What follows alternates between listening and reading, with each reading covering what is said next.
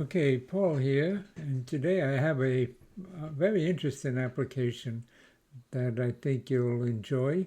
Um, it's completely written in ASM, and it is a application to calculate the digits of pi on the other side of the decimal point.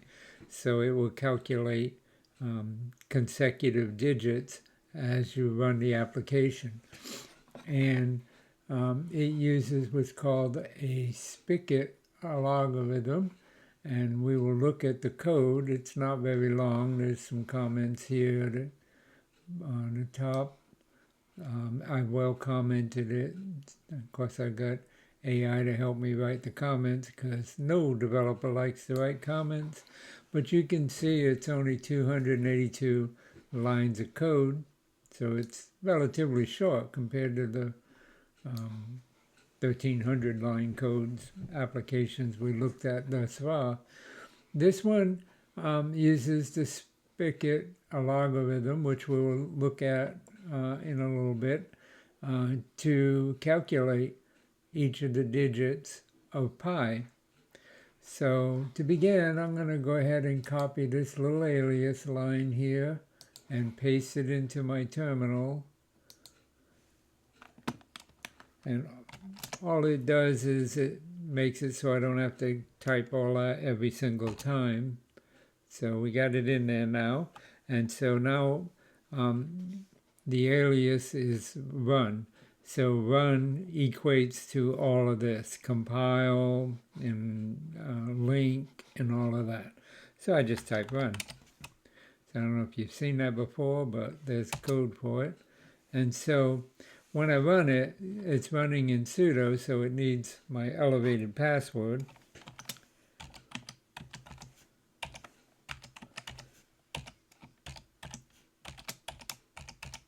And of course, you only have to put the password in once. So the first thing the application does is it asks you for a number of digits to calculate.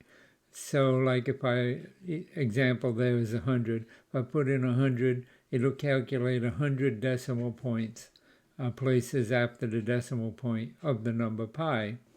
So, but let's do something a little shorter to get started. Let's do 50. Okay, so there you go. There's pi to 50 decimal places. And if I hit any key, it'll continue to do 50 at a time, as you can see. And so this will calculate pi up to 1,000 digits. And you see how fast that works, right? Isn't that amazing? This is running on a cheapio Dell development machine that I use. And it doesn't even qualify for Windows 11. So, and the reason is the processor. So you can see that the app does pretty good, right? It just keeps running. If I type Q, it'll quit and exit the program. Okay, so if I wanted to run it, with shorter numbers, I could just type in run, put 25 in, and it'll give me 25 digits at a time. Q quits, and if I run it again, and I put in, say, 200. Watch how fast this goes.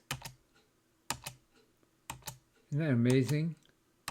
It's calculating 200 digits at a time. How in the world does this happen? Well, that's a fascinating story, and we're going to take a look at it. Back in the Apollo days, when NASA sent the astronauts up to the moon, they used pi calculated to 15 decimal places. 15 decimal places. They didn't have the ability to do this. This didn't even exist. I mean, they could have done it, but it would have taken a computer running constantly 24/7 for only the Lord knows for how long. And so they didn't have this ability to do it. Well, how did we get the ability to do it? Well, the answer to that is found online, and it has to do with this guy here, Leonhard Euler. I have trouble with names. Anyway, he was a mathematician. That wasn't all he was, but he was a mathematician in 1707 to 1718. So we're talking the 16th century here. He was a Swiss polymath, which according to Wikipedia is an individual whose knowledge spans many different subjects. And he was active as a mathematician, a physicist, an astronomer, a logician, a geographer, and a music theorist, and an engineer. This guy had, he had a couple brain cells for sure. This guy was a genius. And he came up with formulas for calculating pi in the 1700s. And one of his breakthrough discoveries had to do with a, let's see, right, if I can find it, what's called the basal problem, where the problem is a problem in mathematical analysis with relevance to number theory concerning an infinite sum of inverse squares. So it has to do with solving an equation when the numbers seem to go on for infinity, which pi does, right? There's no end to it. He found a way to mathematically express that, okay, in the 1700s. Now, I say they didn't have this in 1969. They had his formulas, but they didn't have a technical way to do it. They didn't have the technology to carry it out. And again, that didn't come about until 1995. Well, anyway, here's his calculating code, his advanced algebra, and and what he went through and different things he hypothesized and calculated with math till he came out with equations that actually worked. And these are some of the equations he came out with, which is just amazing. Anyway, his ultimate one has to do with pi, which is this scenario, not this actual function, this formula, but the same type of formula goes to this one he went to 6 places, but in reality he was dealing with numbers that were to infinity. They just went on and on and on. Okay, so he came out with some formulas. Well, he came out with, I'll get to that in just a second. Let me go back over to here. Let me move some of these around a little. Move that down. Where are you hiding? There it is. Okay. So here we have a paper or a discovery made by Stanley Rabinowitz and Stan Wagon. So a couple of Stans got together and they stood together and they came up with this, which is based off of the discovery that the other dude came up with in the 1700s. But they were trying to figure out, how could this be done on a computer? How could we work this out? And they came out with a way to handle this equation. And basically what the formula is that pi equals 2 times these irrational numbers. Each of these irrational numbers, 3, 5, 7, 9, 11, 13, 15. Well, they're not irrational, but they're difficult fractions. But you see how they go up by 2, right? And so and they go on for infinity. If you take those and you divide them and use 2 as an initializer, you're able to multiply by 10 and carry over anything that goes above 10. We use 10 because we use base 10, right? So, and if you did that, when it carried over, as you went from right to left, it would spit out a digit, a final carryover, in this case, 3. And then if you would run it again, using the 3 as the input here, it would do the same thing and it would pop out a 1. So 3, 1, 4, 1, and you can see that we're getting to pi, which is 3.1415926. That's about as far as I know. And here's the actual formula for it that they worked on. They developed this numbering system, and they called it a spigot because it's like a waterfall. It flows over, or water coming out of a faucet. It just flows over one to another until it flushes out a character, a number. And that number is always the next number in pi based on the formula that they used. And so they did some math and worked it out and came out with a finalized version of the formula. That worked. And so you can see, again, it's deep math, right? And they came out with this final equation, which worked out good because pi over 2, or 2 pi r, right? 2 is a major part of pi.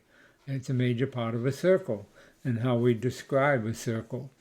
And so they found out that if they started with all 2s, then they could just propagate through 1/3, 2/5, 3/7, and as they propagated through to these 2s, multiplying them out, they would come out with the spillover of each digit of pi.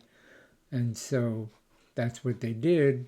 And as they did it, as you can see here, they would come out with 3.1415926,535, and on and on and on. And so you could theoretically, and they used Euler's translation, which is Euler is the guy from the 1700s, to come up with this. Well, they did this in 1995, okay?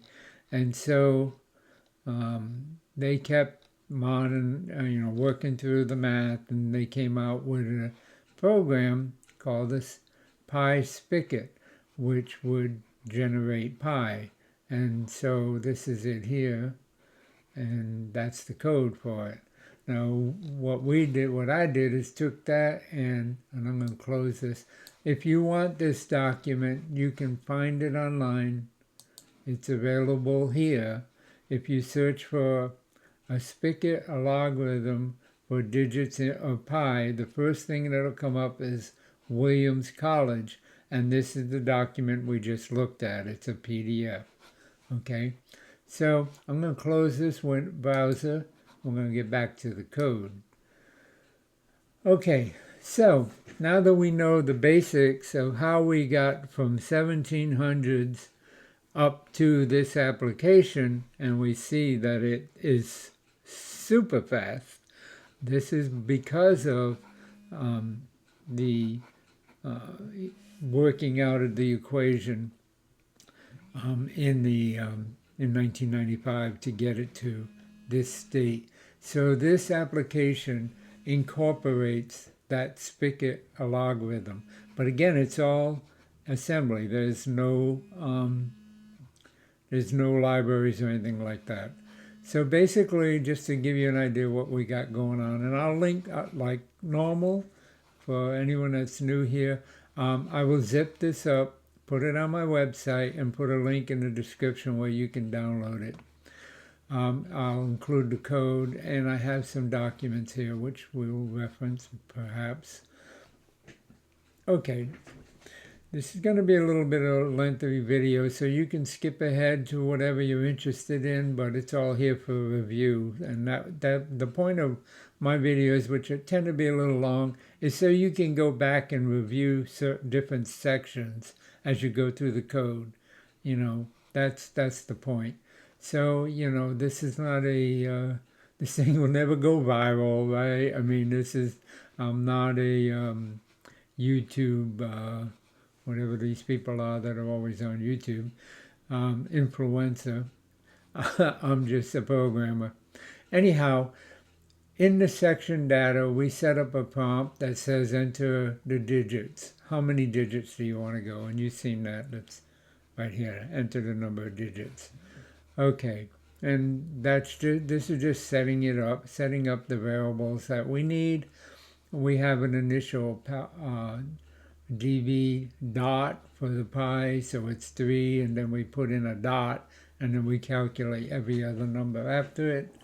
And of course it's a byte, so it's just one character long.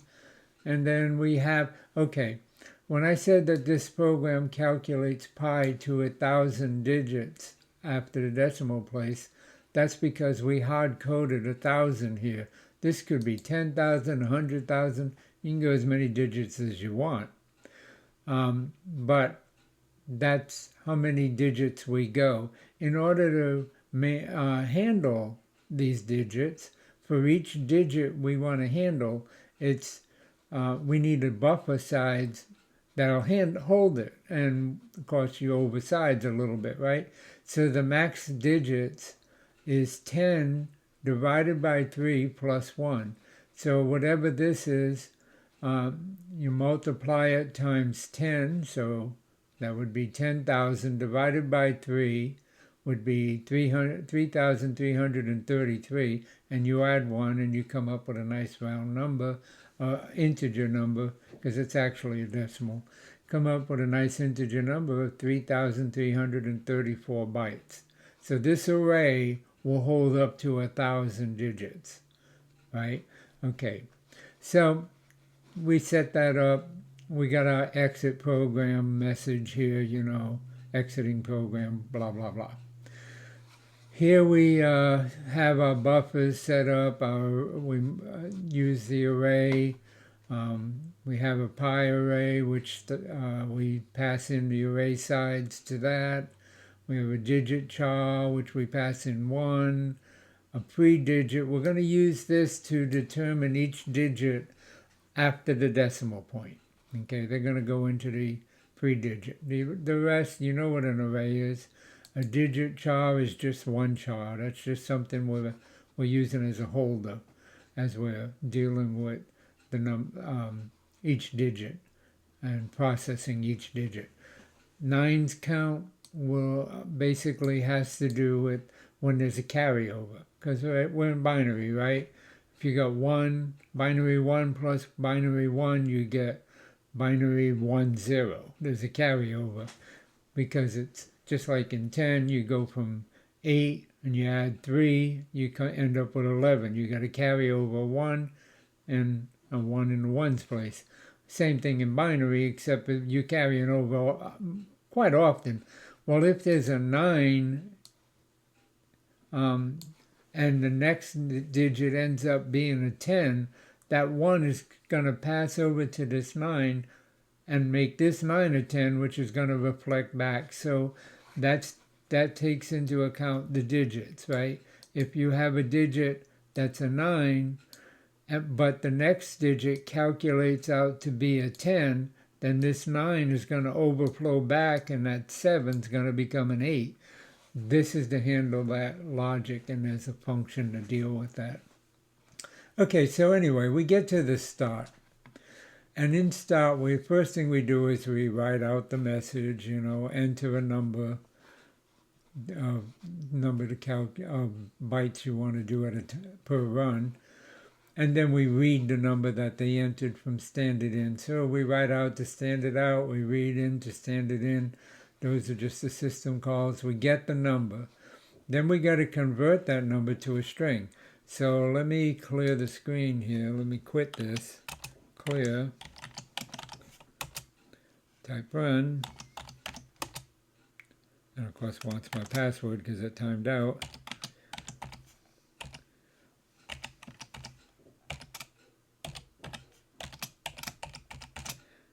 Yeah, use ridiculously long passwords. Okay, so if I type in, say, 123, okay, when it reads in 123, it has to convert that number, it puts that number in a buffer, but it has to convert it to a string, to an integer, because we're going to be chopping through that, right? We're going to look at, we're going to be counting down from 123, 122, 121 till we get to 0. Well, you can't count down strings. So this is a buffer that's used, that this number goes into, and then later on it's converted to an integer. So we can use it as an index in our array, counting down, or in our function. Okay, so we have a pass loop. And this is where we're actually going through this 123, right? We're going through and we're looking for a new line character. Why? Because when you enter a number and stand it in, the compiler will add a null character, because this is a character 1, a character 2, a character 3. And the only way the standard in can know that they reached all of the characters is it looks for that line return, that enter, when you hit enter on the keyboard. So it finds the enter, which is 10, and it looks in racks, because when you do a standard in, the number goes into racks, right? So it looks in AL, which is the last byte of racks, to see if it's an A, if it's 10. If it's 10, that's the new line character. It knows it's read the entire number. So then it goes in with each one.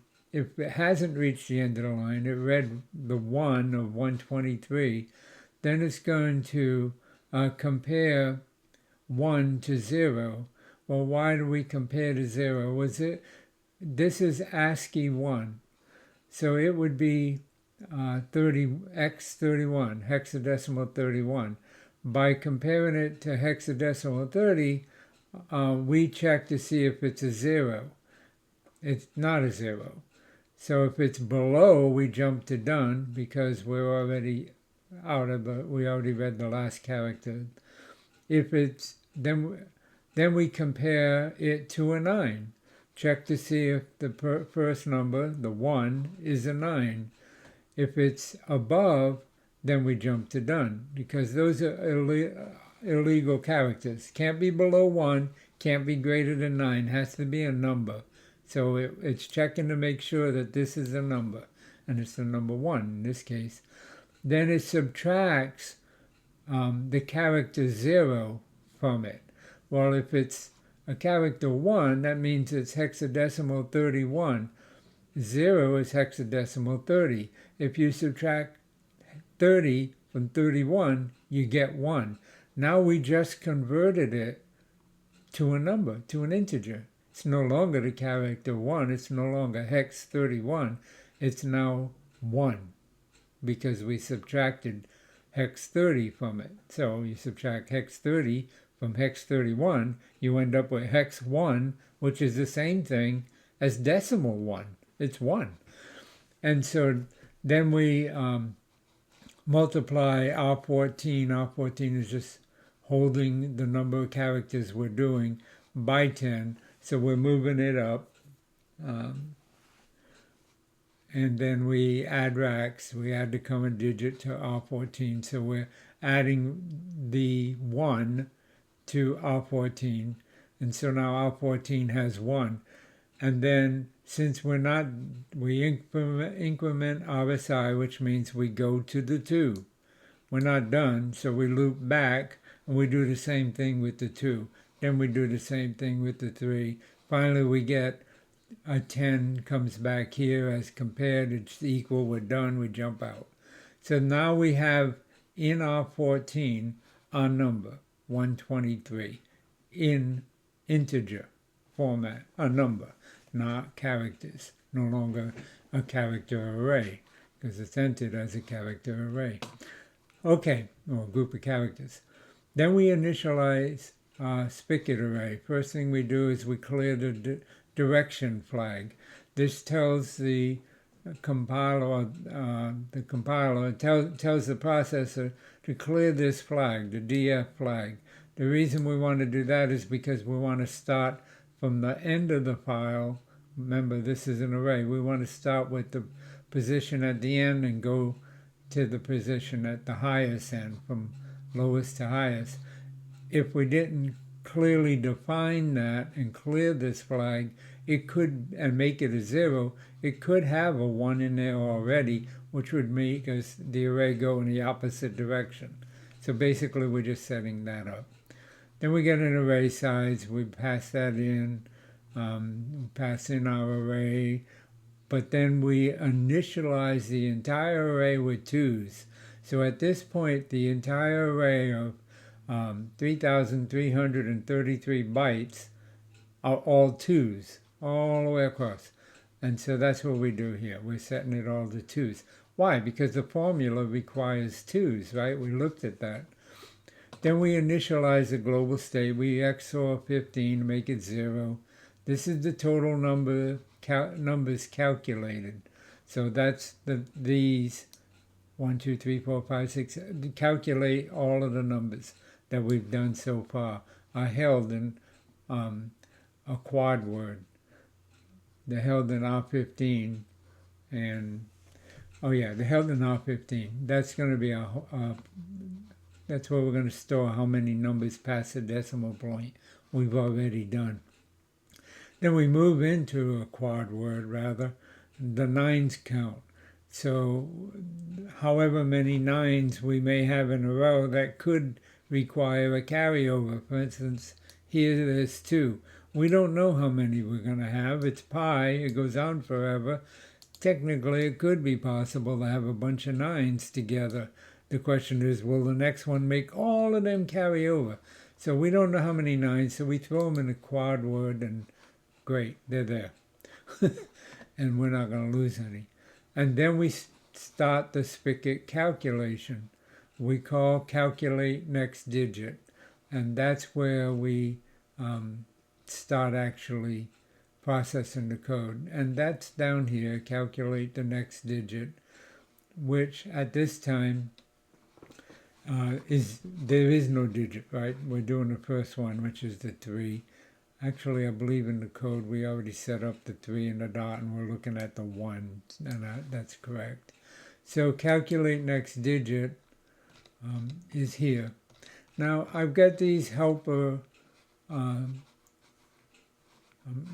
comments in here that'll clarify how this works, because it's very complicated math, right?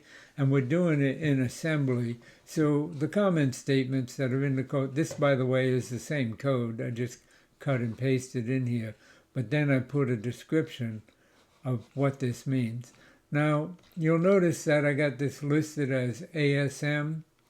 It's really just a document. Don't try to run it or compile it. It won't compile. It'll just give you an error because I've got regular text in here. But the reason, and this is a cool thing you can do if you're in Visual Studio or some other IDEs might support it. But by making it an ASM extension, it automatically makes the registers blue, which is really cool because it makes it easier to understand than if all the text was white. It just makes it visually easy. So this is what the code does, and again, we could look at it here. It's the exact same code, right? But we set R8 to 0. This is the carryover flag. So we set it to 0 to make sure at this point there's not a carry. We check the total elements and we move them into RCX. This is going to be a countdown, right, of characters. So however many characters we're going, if we're going 100, then the array size is 3,334. That's what's in RCX. Now we're not going to read all of those, and we already cleared the DF flag, so whatever we use, but we're not going to use all of those unless we reach 1,000 characters, and then we would have filled the array. So the first thing we do is we decrement RCX, go down one position, because we're already we already know that we're starting at this, we're going to start at this index. So, there was 3333 plus 1, which made it 3334. Well, here we're dropping it down. This becomes our imaginary number in the formula, right? It's the J index of the formula. It's not important. It's just to realize that we're at the starting place of the array, and this is the index for the array. That's all you got to remember. We set our array back to 0. We move the array sides back into RCX. We decrement RCX. This is the carryover from right to 0. Load the total number of elements, and we decrement it again. Probably don't need this redundant code, but I put it in there, so we're in there. And the array size is 1. So basically after this, we're at 3332. I just wanted a little bit of space, basically. Then we come to the inner loop. Now we got a J character that's indexed, and that's where we're going to start. And we're starting that way and going with that direction, because we're going to keep adding bytes to the RCX to move over 8 bytes, 8 bytes, 8 bytes constantly, right, in the array. So you can think of each array element as 8 bytes, and we're jumping from one character to basically one digit to the next digit to the next digit, okay, in the array. And we multiply them by 10, which pops out a number, right? That's how we're going to work toward carrying from the right, is with this. And that's when we add R8, which we already set to 0. So the first run through, R10, which is 3, right? That's the first number, 3. R10 will be placed in the first array position, and we're adding R8, which at this point is 0, so it stays 10, it's 3. And so, I'm sorry, 2. It's 2, because we want those 2's in there. All right, and we're working with the 2's. And then we add a carry received from the element to its right. If there's a carry, we bump it up. It'll pop up to the next one. So if this 9 here was added 1 to it, becomes 2 or 10 in our system, it would bump up. This 5 would have to become a 6. That's what this is doing. It's handling the carryover from the right side, from the next number. So it has to calculate numbers ahead before it prints them to the screen, because this 7, does it print a 7, or is this 9 going to flip to an 8? And then it would have printed the wrong number. So it has to calculate the next couple numbers until there's no 9s, so that it knows, and no carryover, so it knows that this is indeed a 7, and then it prints it. So this is what this inner loop is doing. It's calculating the next digit through the line as it goes. And if we go down here, it's just doing this flipping back and forth. You can read what's going on here. It's not very difficult, but here's the main explanation. This function implements the core logic of the spigot logarithm for pi, specifically a variation of the logarithm that uses an array to store remainders or fractions, and iteratively extracts digits. So when it does one calculation, it like in a division, it throws out the quotient. Well, it puts the quotient in RDX, and it puts the remainder in RAX. So it ends up, so we get the remainder. The remainder is the digit that gets printed, because that's the actual digit. The quotient is what could affect the carryover. Overall purpose: calculate the next digit function is called repeatedly to produce one decimal digit of pi at a time. It manipulates an array, the pi array, which holds all, remember at the beginning, holds all 2's, but it holds the fractional part of the calculation. Each call to this function updates the pi array and returns the next digit of pi, which can sometimes be 10, right? Or hexadecimal 2, but it's it's numbers, right? It's base 10. So it could actually be 10, which has a carryover of 1. Either way, it's a carryover, indicating a carry is handled by the calling code. Okay. Registers used. Racks. It's used for the intermediate calculations. Racks, of course, is always used for calculations. Add, divide, multiply, it's always doing it against racks. So racks holds the common array element. So it holds one digit in the array. Let's say it's holding this 1.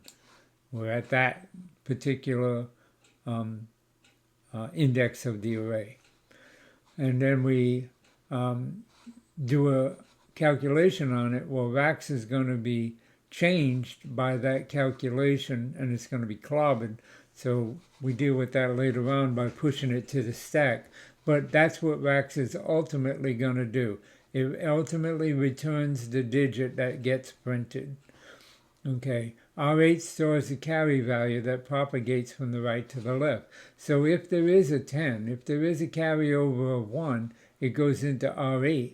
And then when we calculate what we're printing, we look at R8. If it's 0, great, we print the number. If it's not 0, if it's 1, then there was a carryover. We have to add 1 to racks and see what it affects down the line. And so that's what these registers are being used for. RCX is used as the loop counter. That's the J, the index of our array.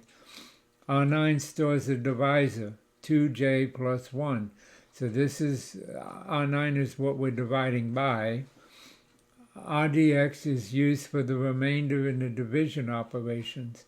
R10 is used as the divisor, the 10 that we're dividing by, in the final digit extraction. When we finally got the right digit, then we got to use, we divide it by 10 to make it a decimal character that we can print.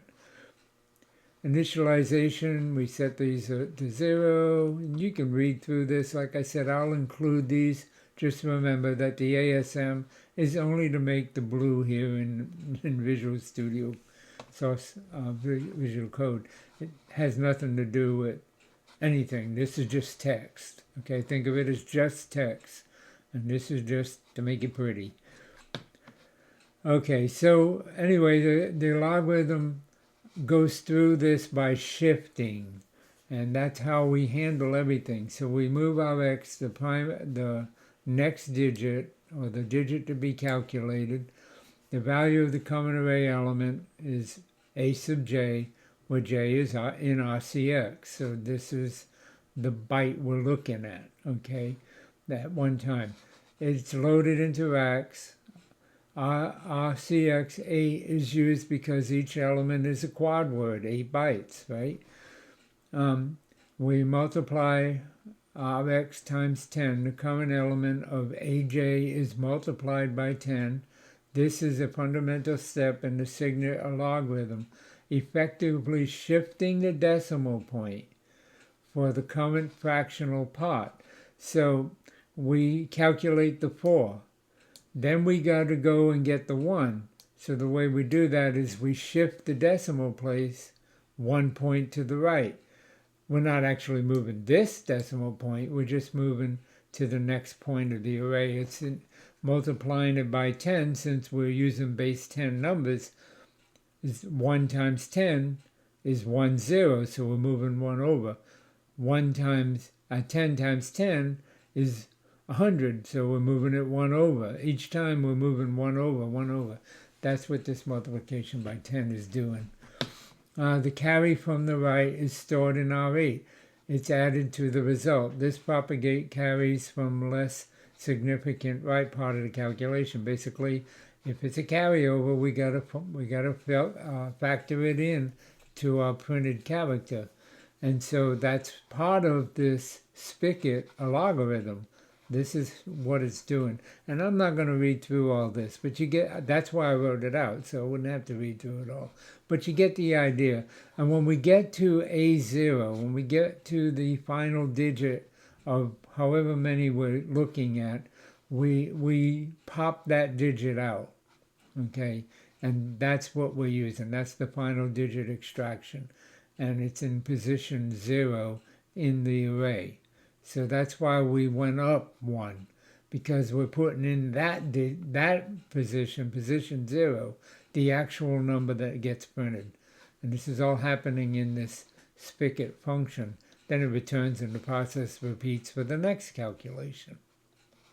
After the loop, A0, the first element of the array, and the final R8 carry from A1 that contain the information needed to extract the actual digit. So A0 says, oh, it's a 9. R8 says, oh, it's got to carry a 1. Okay, so now we got to carry that 1 over. The 9 becomes a 10. We got to go back, change the 7 to an 8, right? That's what's going on here. If R8 is 0, there was no carry, and there's a 7 here, we print the 7. Okay? So that's how this is happening. This is what's coming back from the loop. And then, of course, we go through and we do everything we need to do with the print it out. We got to take the actual quotient, and that becomes part of the next calculation. So each calculation produces a quotient and a remainder. The remainder is the potential digit, and the quotient is used to calculate the next potential digit. And so that's what's going on with these variables. And so, yeah.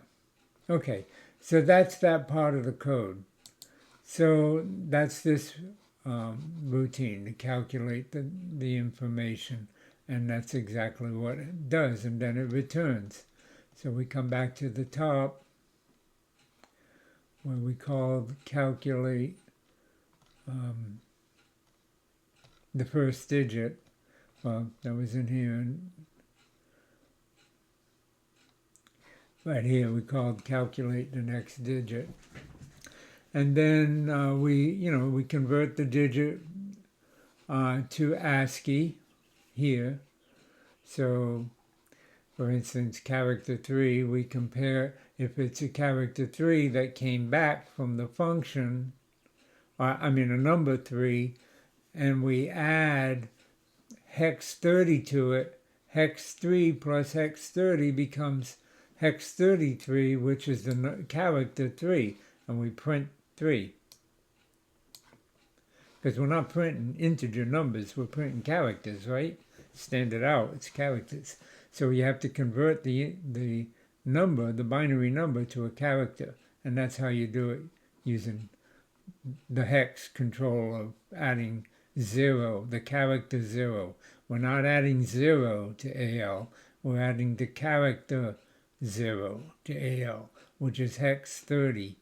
So hex 30 plus the 3 that's already in there, the hex 3, right, becomes hex 33. Okay, you get that, I think. Okay, and then the digit char is stored. That's the ASCII 3. We store it in this digit char, and what we do a standard out. We write it down here, basically, and we set up RAX and RDI for standard output writing. We add character 3 to RSI, and we move 1 into RDX because it's one character, and we call the system call. Bam, there's the 3. And tells you that here, right? When we add 1 to RDX, we're setting RDX 1, indicating 1 byte to write. Okay. So I documented everything as best I could, with the help of AI, because, like I said, I didn't want to do all this typing. But I made sure that what was here was clear, and if it wasn't, I changed it. So a lot of it I actually reworded to make it clearer as to what was going on. But most of it, AI is good at writing comments. So most of it was pretty accurate. because I'm just writing code, right? I'm not dealing with all of this. Uh, I had to refer to some of it, think about it. It took a while. Anyway, print the decimal point after the integer. So after we print the 3, in this point here, we're printing the dot, the 3 dot. Okay, that's pretty much all we're doing. Then we call calculate the next digit, which we just looked at. And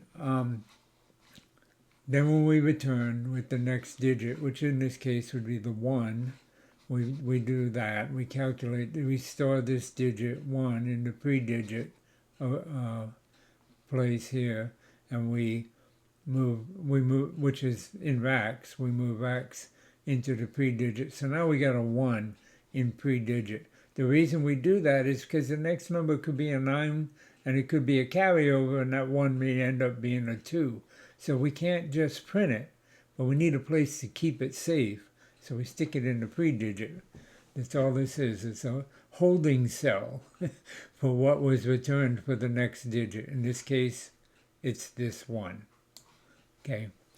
Then we run a calculation pass because the CPU doesn't know what digit we're on. We got to make sure that there's no carryover and all that. So we initialize the loop counter here, and we run through. R14 holds the number of digits to be done.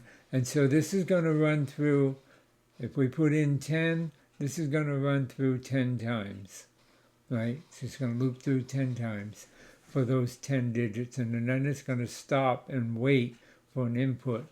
Do we continue or do we quit? And so that's what this loop does. And so we call calculate next digit again. This time it comes back with the 4, but it doesn't know where we are in the string, right? It could be coming, let's say it's coming back with 9. Let's say I ran through a few times. It comes back with 9. It says jump is 9. Jump if equal. If racks comes back with a 9, we got to jump to it's a 9, which is further down to calculate what we're going to do about a 9. If racks equals 9, we jump to handle a 9 digit because it could end up being a carry. If it's not 9, say it's 8, is it less than 9? If it's less than 9, we jump to handle a digit less than 9, which is basically we're going to pretty much hold it till we make sure that the next number is not a 9 with a carryover. Case digit is 10, which is a carry. If it comes back with a 10, that means the previous one carried over and pushed a 9 to a 10, or it came back as a 10. It was calculated as a 10. This block is executed if racks is greater than 9, meaning racks is 10. It has a carry. And so then we move the pre-digit, which is 9, into RBX. We load the previously calculated pre-digit. Oh, this could be 7, right? And we just came back with a 10. So they got a 7 there. We load that into RBX, and then we increment it because there was a carry. So now instead of being 7, we incremented it to 8. Then we move it back into the holding cell because now it's an 8. And then we call flush zeros. And what this does is it's a function that'll go through and it erases any potential carries that we have so that it doesn't get carried twice before we print it. Okay, so if we go down to flush zeros, we'll look at that. And that's under this flushing one. So this flush 9s, flush zeros. So in this point, we call flush 0. This function is called when a carry occurs. Calculated the digit as a 10, indicating that the buffered 9s should now be printed as zeros. So the 9 that was there has to be switched. Move RBX 0. So we move the character 30 into there, which we're basically adding hex 30. Excuse me. Set RBX to that character 30.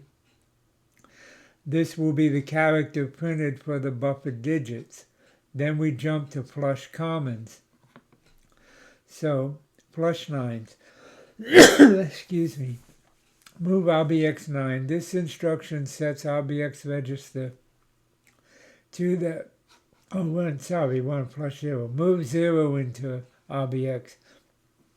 This instruction sets RBX register to the ASCII value of the character 0, hex 30. This is the parameter being passed to the flush commons routine, which is we're going to look at next, indicating that if there are any buffeted digits, if there are any other buffeted digits, they should be printed as zeros. So if there's a buffeted digit, in other words, if this, if a number came back as a 10, we want to keep the 0 and carry over the 1, change this to an 8, but keep the 0 because we might need it. So we put it in a holding cell because the next number might overflow into it and change it to 1. So this is where we keep the 0. This is an unconditional, okay. Then we jump to flush commons. This is an unconditional jump to the flush commons label, of course.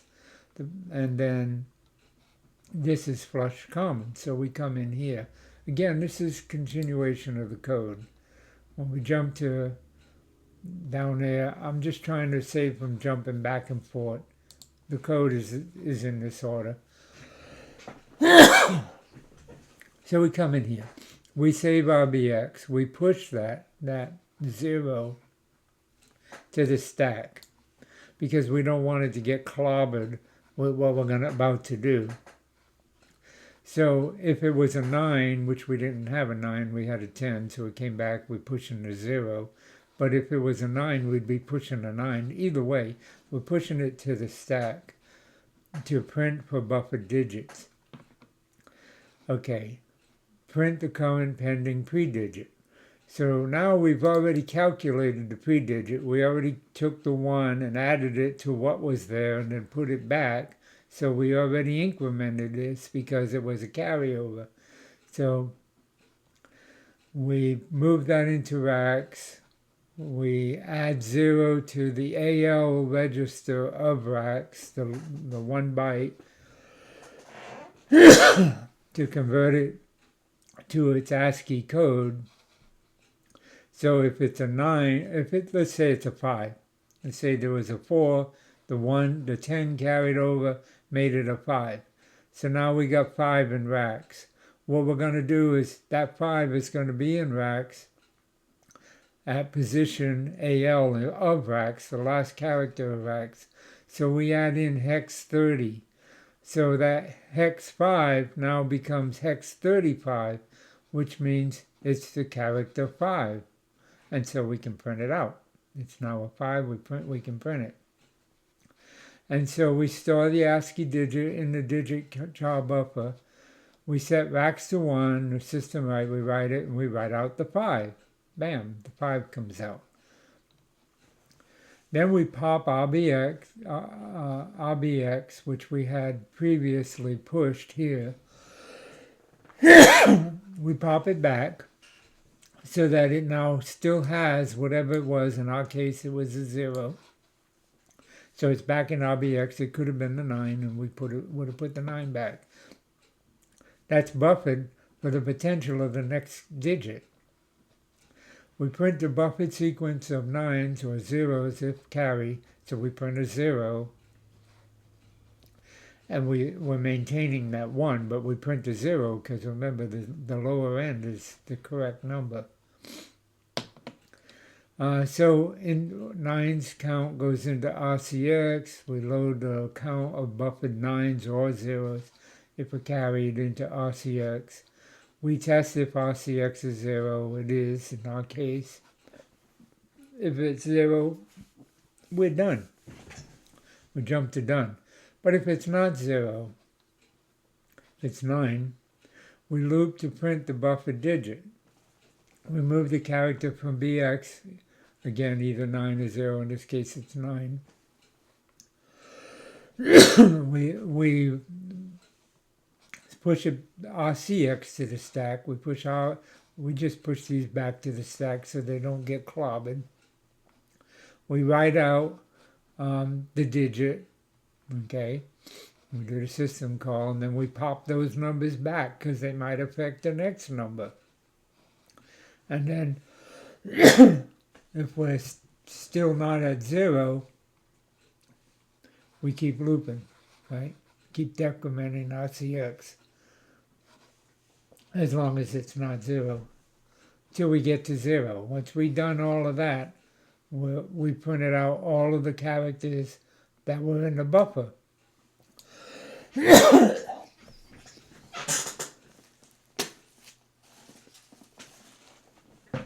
Excuse me, I'm choking. Anyway, this is why we made the buffer pretty big, right? A quad word, because we don't know how many numbers are going to be accumulated in the buffer. But at this time, everything's cleared out. There's no carryovers. Everything's taken care of. So we can print all the numbers we had in the buffer. And that's what this is doing. And it's incrementing RCX each time to print the next character and the next character till it prints them all. Actually, it just keeps going through the loop and prints them all until we get to 0. In our case, we're already at 0.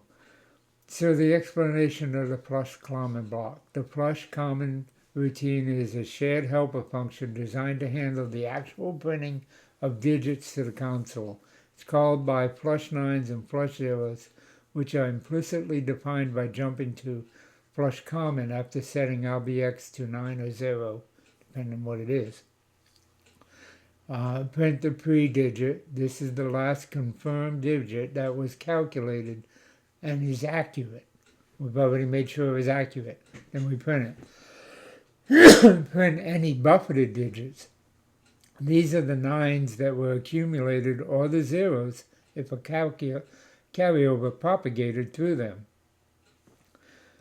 So we push the RBX, the register is pushed onto the stack. This is crucial because RBX is used as the parameter to Plouffe common, holding the ASCII character that should be printed for the buffered digits. Saving it ensures it doesn't get clobbered. And then we go through and so then basically you can read the rest of this, and it just explains how that function works. And then the print loop, we just, again, we're going through printing the characters and emptying that buffer. Okay. So that's when it's a 0. If it's a 9, if it comes back and it's a 9, we would deal with the 9s here. And again, continue. So basically the 9s go into this buffer, this 9s count buffer, and we just basically increment it. So if there's 2 9s, this becomes 2, 3 9s, 3, right? We're just incrementing it.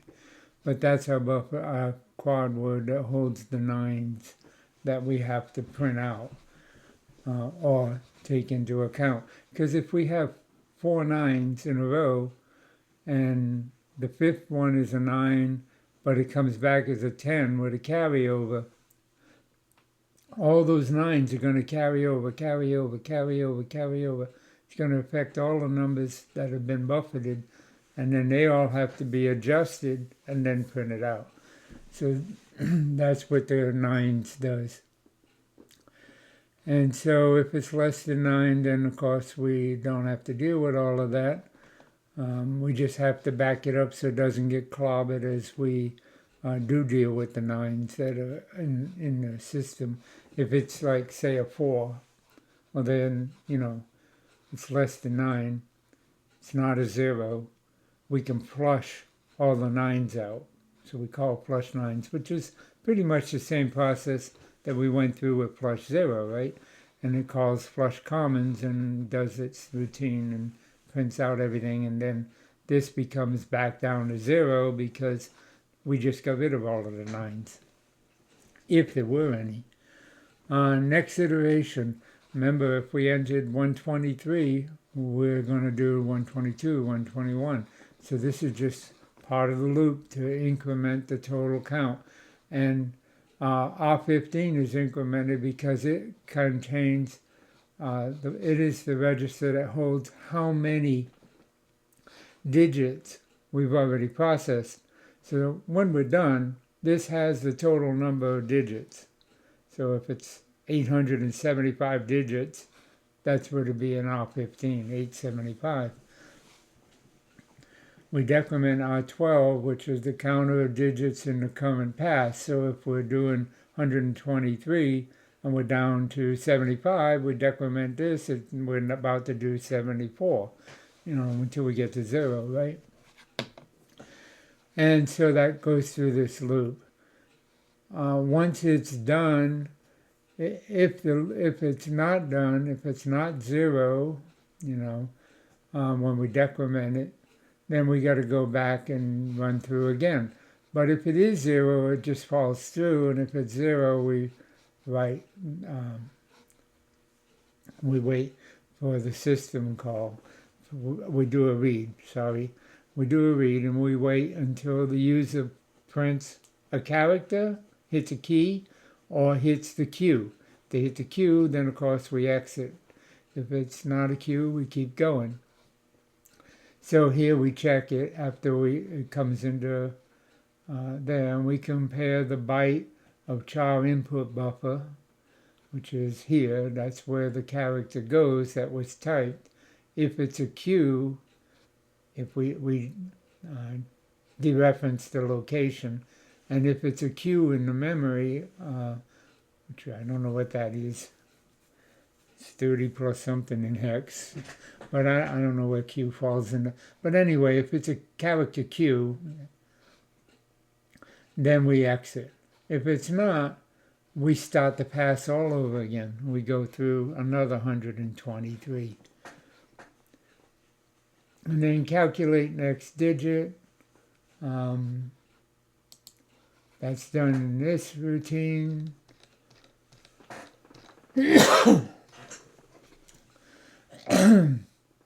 This is the heart of the spigot step. The function calculates and returns the next digit of pi. This is the heart. This is the main pumping out valve, pumping out the digits. And that's what it's the heart of the logarithm. It modifies the pi array in place. So the pi array never really changes. It just updates each index or each character in the pi array to prepare for the subsequent digit calculations, and it returns the digit 0 to 9 in racks. So it starts by getting the array set up, and we looked at that. Then it has the inner loop where we move 8 bytes, and we looked at that. And carry from right. And then this is where we do our calculation, where we calculate the divisor 2j plus 1 and store it in R9. Right? So we do that there. Again, this probably shouldn't be, I don't know why I duplicated that, but I did. I guess want to give it time or something, I forget. I had a reason. I know this was for, I don't know, I think I can get rid of that duplicate. I think that could be, I'm not sure. That probably don't need to be there, duplicated. It doesn't matter, it ain't hurting anything, it's just doing the same thing twice. Now that I look at it, yeah, this is doing the same thing twice. I might have just done a copy and paste from a previous one or whatever and just didn't overwrite, whatever. But anyway, this is what it's doing, that's what matters. You can add 1 and 1 and get 2 as 100 times in a row if you want. It ain't going to change the fact that 1 and 1 is going to be 2 when you're done. All right, anyway, so here we get the remainder, and it goes into RDX. So we can, and the quotient goes into, is in RCX, we move it into X, and then we decrement RCX, because that's our counter. Yeah, I'm sorry, that's the pointer. So we move the pointer value that's there into X, and then we move RCX to the next character, 8 bytes over. And we do it again, we calculate the pass, and you can see what's going on here. We jump to the inner loop. If it's not 0, we just keep going. And then we get the final digit. Now this is where we come through. Once we're done with this, remember we're counting down from 123.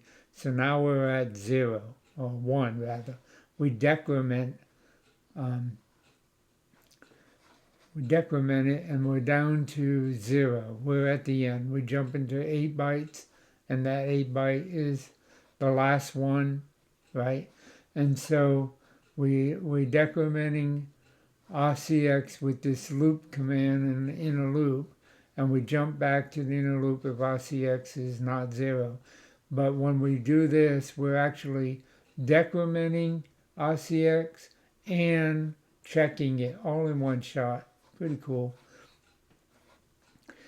But anyway, once it's 0, we fall through. And once we fall through, then we load the array, move the array into X. We shift the left digit 10, which knocks the 3 out to the front. We add the carry from node 1.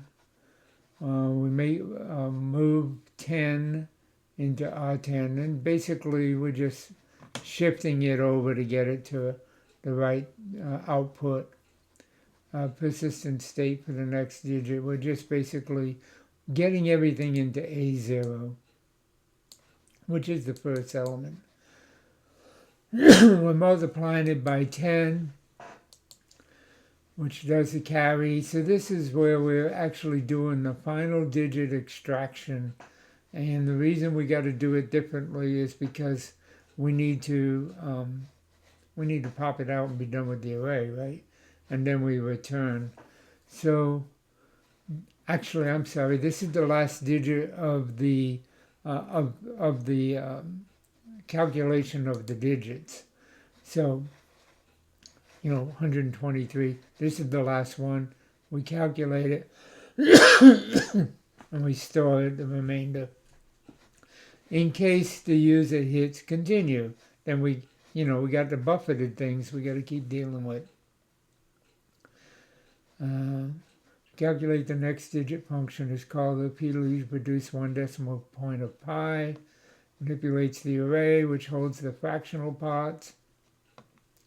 Each call to this function updates the pi array and returns the next digit of pi, which can sometimes be 10 with a carryover calling.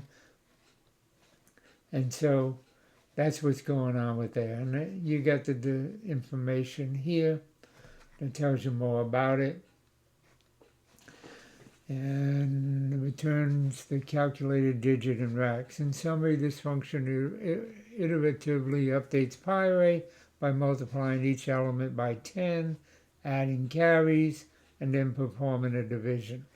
The remainders are stored back in the array, and the quotients contribute to the carry for the next element to the left. So if there's a carry, if there's a 1, it's used to change the characters to the left. If there's not, the remainder of the division is what matters. That's what gets printed. The quotient is just held in case the next one produces a carry. And this process just keeps going. So after this, the final thing is you put in a Q, right, at some point, and then it jumps down to exit program and exits. And so we went to Flush, and this is print loop here, which is right at part of Flush Common, where we push. While we're printing, we pop and push. We move things back and forth to the stack. This is our cleanup code, basically. As we go along, we got to pop things off the stack. You know, you don't want buffer overflows or memory leaks. So you kind of got to, whatever you push to the stack, you got to pop it back. You got to deal with it so the CPU is clean, right? Memory's clean when you exit. That's ongoing throughout the app. You do that all the time. But I hope you found this interesting. I found it very fascinating. An application that can print pi that fast, print that many numbers of pi that fast. And that's thanks to these two mathematicians in 1995. Because we're only dealing with shifting numbers. We're not dealing with floating points at all. There's no floating point arithmetic going on, which prior to that time, that's what you probably would do. I remember an episode of Star Trek where there was this alien invading the ship's computer, right? Took over the ship's computer in Star Trek, and they had to get it out of the computer because it was going to destroy the ship. And so Spock came up with this cool idea, and he went over to the computer and he told the computer to calculate pi to the last digit. Well, of course, back then, that would have been floating point math. And it was just a really cool scene in the movie because that tied up the computer so much that the alien had to leave because it couldn't function. The computer was locked down by trying to calculate pi to the last digit, and there is no last digit. But this application shows you today, if that was done, how many digits it would calculate from the time Spock finished telling Kirk that he told the computer to calculate pi to the last digit to keep it busy. It would have printed out or calculated probably 1 million places using this approach. But back then, you know, he calculate pi, it was a slow process. It tied up the process and nothing else could function. It's amazing how much technology has changed in my lifetime. It's just interesting. Of course, me being a techie fan, I really like Star Trek anyway. But only the original series. I didn't really care about the other stuff. Anyway, I hope you found this interesting. It isn't a very long program. Like I said, it is a complex program. I will zip up my help files here to give you a little more information. Just remember that they're not really ASM files. If you're not going to use IDE to look at them, and you probably could just change them to .text or take it completely off the extension. And I'll even include the alias, so you can see how you can, because I thought that was really cool. I hadn't done that, hadn't seen that in a while. And I usually type it in or cut and paste, but this is really cool because you can just type run and not have to do that. It relinks it, recompiles it, does everything it needs, it reassembles it, and then launches it all in one shot. That's pretty neat. Anyway, hope you found it interesting. If you have, please like, subscribe. I'm going to try to do more ASM apps that are not so long and that do fun things that you don't really think about much. That's what I've been trying to do, is trying to show that you can do things with ASM that you wouldn't think about. Like, first one I did was a web server in ASM using the libraries, and that's, of course, back in my videos there. And, it's just neat. ASM is a powerful tool. It's not that difficult to understand. And after you've gone through one or two programs, it's very simple. I think it gets a bad rap when they keep saying that ASM is for writing drivers and things like that. True, it'd be hard to do a GUI, but you can. It would be hard to do a GUI, and you might need to use a library for that, just because it's just a lot of coding. But for most tasks, it's pretty cool. I mean, you can do a lot with ASM. So I hope you found it interesting, and look forward to presenting another video in the near future. Thanks for watching. Have a great day.